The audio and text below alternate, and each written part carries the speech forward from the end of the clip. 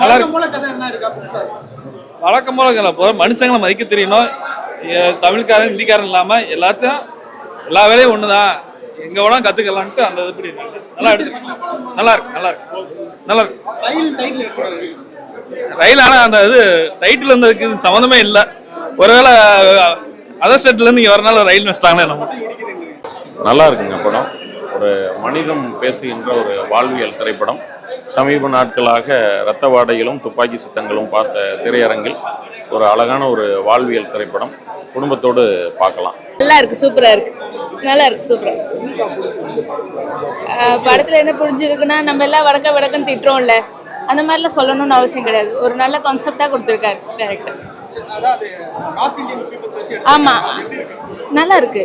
அவங்களோட point of வியூவும் சொல்லுது. அவங்க இங்க வந்திருக்காங்க, நமக்காக ஏதோ ஒரு ஹெல்ப் பண்றாங்க அப்படின்றத எடுத்துக்காம அவங்களை திட்டாம இருக்கிறது நல்ல ஒரு கான்செப்டா இருக்கு. லேக் எனக்கு தெரியல, எந்த லேகும் இல்லை, நல்லா இருக்கு.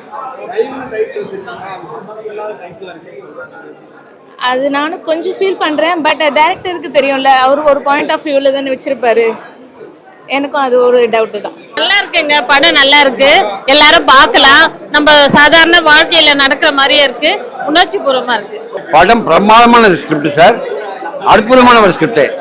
அதாவது ஒரு குடிகாரனை ஒரு குழந்தையோட பாசம் திருத்துங்கிற கிளைமேக்ஸ் பாருங்க. இது வரைக்கும் தமிழ் சினிமா பார்க்காத ஒரு கிளைமேக்ஸ். ரொம்ப அற்புதமா பண்ணியிருக்காரு பாஸ்கர் கிருஷ்ணி. நார்த் இந்தியன்ஸ் வந்து நமக்கு இது கிடையாது, அவன் பாவம் பழைக்க வந்தவன். அதனால அது வந்து ஒரு அற்புதமான அந்த அந்த இது துபாயிலேருந்து வந்த கேரக்டர் மூலமா அற்புதமா எக்ஸ்பிளைன் பண்ணிருக்காரு.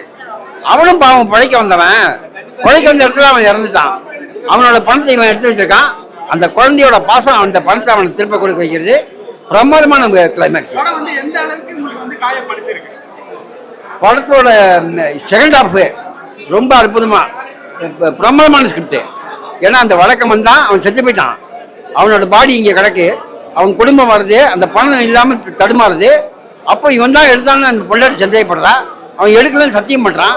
கடைசியில் அந்த குழந்தையோட பாசம் அவனை மனசு மாறி அந்த பணத்தை அவனை திருப்ப கொடுக்க வைக்கிறது. இப்படி ஒரு கிளைமேக்ஸு. எல்லாருமே இந்த படத்தை பார்க்கணும், கண்டிப்பாக பார்க்கணும், நிச்சயமாக பார்க்கணும். பார்த்துட்டு எல்லாத்தையும் சொல்லணும், மவுத் பப்ளிசிட்டி. அதுதான் என்னோட ஆசை. கண்டிப்பாக இந்த படம் வெற்றிகரமாக ஓடணும் நிச்சயமாக. இந்த படம் வந்து ஒரு காலத்தினுடைய கட்டாயம். இப்போ வந்து இந்த வடக்கு தெற்குங்கிற பேச்செல்லாம் ரொம்ப கூர்மையாகிக்கிட்டு வருது. அதாவது எந்த ஊர்லேயும் பிழைக்க போகிறவங்க தான். இப்போ திருநெல்வேலிக்காரங்க வந்து சென்னைக்கு பிழைக்க வராங்க. அப்போ சென்னையில் உள்ளவங்க, சென்னைங்கிற ஊரே வந்து எல்லாருக்குமான ஊர் தான், அப்படிதான் இருக்கு. அதே மாதிரி பூமியும் எல்லாருக்குமான பூமி தான். இதில் நாம வந்து எல்லாரும் அவங்க வயிற்று பாட்டுக்காக ஒவ்வொரு ஊருக்கு போய் சேரும். இப்போ இதில் வந்து இந்த பொழைப்புக்காக வர்ற இடத்துல நம்ம இந்த மாதிரியான பிரிவினையை பேசணும்னா அப்புறம் என்ன ஆகுறது? மனிதன் எப்படி வாழ்றது? எல்லாருமே எல்லா ஊர்லயும் அதே ஊர்ல பிறந்து அதே ஊர்ல வாழ முடியாது. ஆக முக்கியமான ஒரு படம், ஒரு காலத்தின் கட்டாயம் இந்த படம். எல்லாருக்கும் வயிறு இருக்கு அப்படின்னு அந்த குவைத்துக்காரர் சொல்ற அந்த இடைவெளிக்கு பிறகு வர்ற அந்த 2 நிமிஷம் வர்ற சீன் வந்து மிக முக்கியமான சீன். படத்தினுடைய ட்விஸ்ட் தான். நாம இப்போ வெளிநாட்டில் போய் பிழைக்க ஆரம்பிச்சோம்னா நாம அந்த ஊர் அகதி தான். ஆக அகதிங்கிறவங்க யாருமே கிடையாது. வயிற்று பொழப்புக்காக யார் வேணாலும் எங்க வேணாலும் போகலாம். அவங்கள நம்ம ஒரு சரிசமமாக நடத்தணும்னு சொல்லக்கூடிய மிக முக்கியமான காலத்தின் கட்டாயம் இந்த படம். நம்ம எல்லாரும் வரவேற்க வேண்டிய படம். எந்த அளவுக்கு காயப்படுத்திருக்குன்னா, அதாவது அவர் சொன்னால நம்ம போய் வெளியூர்ல வாழ நேர்ந்தாதான் தெரியும், அது வரைக்கும் தெரியாது. நாம போய் குவைத்திலேயோ இல்ல நாம போய் சொந்த ஊரை விட்டுட்டு இன்னொரு ஊர்ல வாழும்போதுதான் இந்த படத்தினுடைய நம்ம மனசுடைய காயம் தெரியும். இப்ப எல்லாருக்குமே அந்த காயங்கள் படம் பார்க்குற எல்லாருக்குமே இருக்கும். வெளியூர்ல போய் வாழ்ந்துகிட்டு இருக்கிற எல்லாருக்கும் இந்த படம் நிச்சயமா ஒரு காயத்தை, அவன் மனசுக்குள்ள ஒரு வழியை ஏற்படுத்தும்.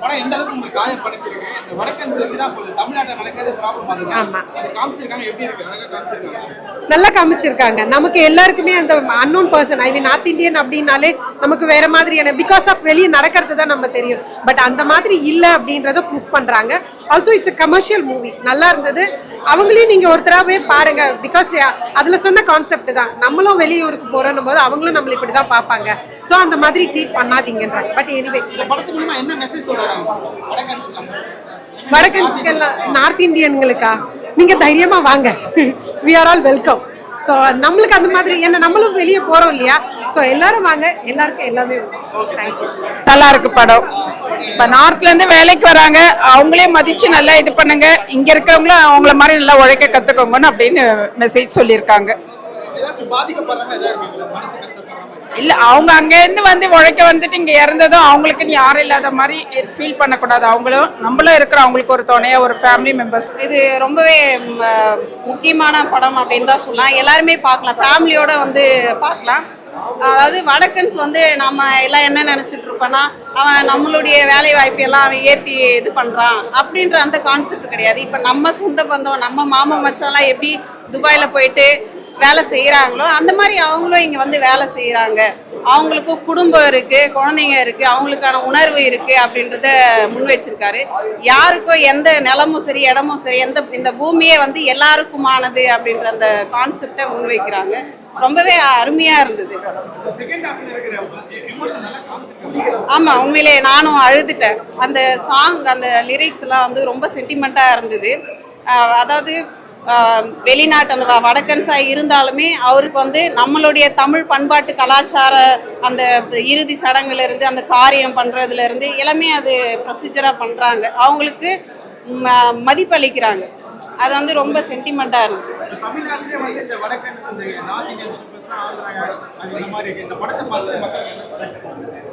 அது இப்போ நான் இதுக்கு முன்னாடி வரைக்கும், இந்த படம் பார்க்குறது முன்னாடி வரைக்கும் வடக்கன்ஸ் எங்கே பார்த்தாலுமே அவங்கள ஒரு இதுவாக தான் பார்ப்பேன். என்ன எங்கே பார்த்தாலுமே இருக்கிறாங்களே, நம்ம ஜனங்களுக்கு எதுவுமே எந்த வாய்ப்புமே இல்லையே அப்படின்ற மாதிரி யோசிச்சு. ஆனால் இப்போ வந்து அவங்களும் நம்மளை போல தான். இப்போ நம்மளுடைய சொந்த பந்தம் எப்படி துபாய் அந்த மாதிரி போயிட்டு வெளிநாட்டில் வேலை செய்கிறாங்களோ அது போல தான் அவன் வந்து இங்கே உழைக்கிறான் அப்படின்றத உணர முடிஞ்சது.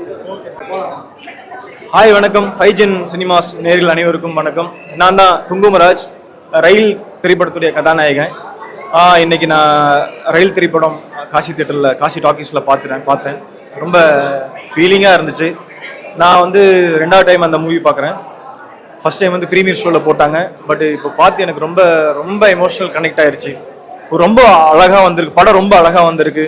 தேனி யூசஸோடைய ஃபோட்டோகிராஃபி, நம்ம பாஸ்கர் சதீஷ் சாருடைய எழுத்து, அந்த காட்சி அமைப்பு, அந்த சவுண்டு, அப்புறம் மியூசிக் டைரக்டர் ஜனனி அவங்களுடைய அந்த இன்டென்ஸான மியூசிக், இதெல்லாம் வந்து ரொம்ப கனெக்டாக இருக்கு.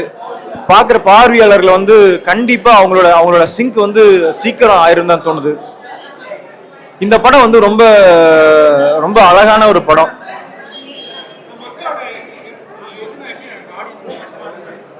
ஆக்சுவலாக இந்த படம் வந்து ஒரு வடக்கன்கிற தலைப்பை வச்சு ரயிலாக மாறி இப்போ நமக்கு சினிமாவுக்கு வந்திருக்கு. இந்த படம் ஒரு எதிர்பார்ப்பு இருந்துச்சு. ஆக்சுவலாக இப்போ ஒரு எதிர்பார்ப்பு இருக்கு. அந்த எதிர்பார்ப்பு கண்டிப்பாக வீண் போகாது. ஏன் சொல்றேன்னா, நம்ம வீட்டு பக்கத்துல நம்ம நண்பர்களுக்கு நமக்கு தெரிஞ்ச இடத்துல நடக்கக்கூடிய ஒரு சம்பவம் மாதிரி தான் இது இருக்கு. இந்த படம் பார்த்துட்டு வெளியே வரும்போது நமக்கு வந்து ஒரு மாதிரி நம்ம வாழ்க்கையில நடந்த விஷயங்கள் ஏதோ ஒன்று ரீகலெக்ட் பண்ணது. ஒரு விஷயம் நம்ம வந்து ஒரு இடத்துக்கு போறோம், அந்த இடத்துக்கு போகும்போது ஒரு ஏதோ நம்ம பார்த்த மாதிரி, இல்ல அந்த கடையில ஏதாவது ஒரு விஷயம் வாங்கின மாதிரி, இல்ல யாரோ ஒருத்தர் பார்த்த மாதிரி ஃபீல் ஆகும். தெரியுமா, எல்லாமே இறந்த காலத்தை வச்சு தான் வாழ்ந்துட்டு இருக்கோம். நிகழ்காலத்தில் நடக்கிற விஷயத்த கனெக்ட் பண்ணி பார்த்துட்டு இது அதுவா இருக்குமா இதுவா இருக்குமா அப்படின்னு தான் வாழ்றோம். ஸோ அப்படி இந்த படத்தை யாரு பார்த்தாலுமே அவங்க வாழ்க்கையில நடந்த ஒரு சம்பவம் இல்ல கேள்விப்பட்ட ஒரு சம்பவம் நிச்சயமா அது கனெக்ட் ஆகும். ஏன்னா ஒரு ஆர்டிஸ்டா நான் பார்த்துட்டு வரும்போதே எனக்கு எந்த சீன்ஸையும் வந்து கனெக்ட் பண்ணி பார்க்க கூடாது. ஆக்சுவலா நான் ஒரு வேலை செஞ்சிருக்கேன், அந்த வேலை மட்டும் தான் நமக்கு தெரியணும். இருந்தாலும் அதை தாண்டி நமக்கு என்னையும் அந்த எமோஷனல் கூட டிராவல் பண்ண வைக்குதுன்னா, ஸோ அந்த காட்சியில அந்த கேமரால அந்த விஷயத்த காட்டிட்டாங்க அப்படிங்கிறத நான் நம்புறேன். ஸோ அந்த வகையில் இந்த படம் யார் பார்த்துட்டு வெளியில் வந்தாலும் நிச்சயமா அவங்க வாழ்க்கையில் நடந்த ஒரு விஷயத்த கனெக்ட் பண்ணி கண்டிப்பாக ஃபீல் பண்ண வைக்கும். ரொம்ப அழகான படம், மனிதநேயம் போதிக்கிற ஒரு படம். ஸோ அவசியம் எல்லாரும் தியேட்டர்ல போய் இந்த படத்தை பாருங்க. உங்களோட ஆதரவு ரொம்ப முக்கியம். ஏன் அப்படின்னு நான் சொல்றேன்னா, ஒரு சிறுகதையிலிருந்து ஒரு கதையா மாறி திரைக்கு வர்றது ரொம்ப ஒரு பெரிய விஷயம். அதனால வந்து இந்த மாதிரியான படங்களை வந்து தமிழ் சினிமாவில் வரும்போது தான் நிறைய எழுத்தாளர்கள் வந்து நம்ம வாழ்க்கையில நடந்த அன்றாட வாழ்க்கையில் நடந்த கதைகளை நமக்கு சொல்லி காட்ட முடியும், நமக்கு அந்த கதையை அவங்க சொல்ல முடியும். ஸோ அப்படி பண்ணும்போது தான் நல்ல நல்ல படங்களை, நல்ல நல்ல கதையம்சம் கொண்ட படங்கள் நம்ம பார்க்க முடியும். இப்போ நிறைய ஃபேண்டசி, நிறைய விதவிதமான படங்கள்லாம் இருக்கு, நிறைய ஜேர்னர் இருக்கு. இருந்தாலும் இந்த மாதிரியான படங்களையும் நம்ம பார்க்கும்போது தான் இது மாதிரி நிறைய வந்து எடுப்பாங்க, நல்ல ஒரு படைப்பையும் நம்ம பார்த்த மாதிரி இருக்கும். ஸோ அவசியம் தியேட்டர் வந்து பாருங்க. Thank you so much. வணக்கம். ரயில் வந்து ஆக்சுவலி சமூகத்துக்கு ரொம்ப முக்கியமான தேவையான ஒரு படம். நிச்சயமாக எல்லாருமே வந்து தியேட்டரில் பார்க்கணும்.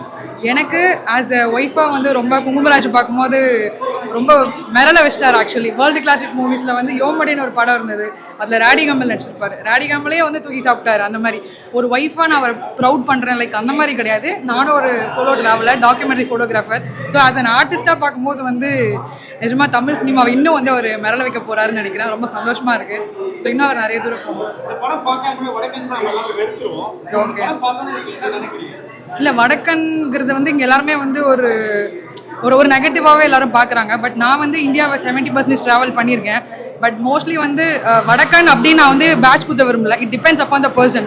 நான் நிறைய நார்த் இந்தியன்ஸ் பார்த்துருக்கேன், அதில் பாசிட்டிவாகவும் இருப்பாங்க, நெகட்டிவாகவும் இருப்பாங்க. பட் நான் என்ன சொல்கிறேன்னா it depends upon the person அப்படின்னு தான் சொல்கிறேன். ஸோ எனக்கு வந்து பாசிட்டிவாக தான் இருந்துச்சு. Yeah, it was a great experience watching the movie with the audience, because this movie is a mixture of everything. It has comedy, it has emotion, it has a beautiful message, and I could see the audience were enjoying this movie, and they were laughing when the in the comedy scenes, and they were getting emotional, because some people they used to tell, they were telling me we got emotion while watching the emotion scenes, and at the same time they were laughing when it was kind of comedy scenes.